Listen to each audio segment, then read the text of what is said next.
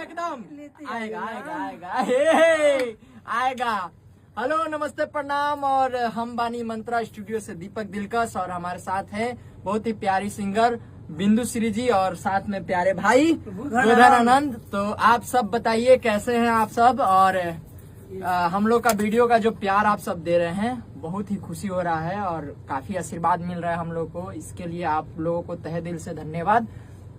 और फिर से हम लोग यही कहना चाहेंगे आप सबसे कि जो प्यार आप दे रहे हैं ये प्यार हमेशा देते रहिए, आजीवन देते रहिए हम लोगों को और सपोर्ट करिए। और हम लोग के पेज को ज्यादा से ज्यादा आप लोग शेयर करिए, लाइक करिए, कमेंट करिए, क्योंकि कमेंट करेंगे तो हम लोग का जान होगा, शेयर करेंगे सो जान होगा। तो हम लोग और अच्छा वीडियो आप सबके बीच लाते रहेंगे और सुनाते रहेंगे। आप लोग के मनोरंजन के लिए ही हम लोग बने हैं भाई।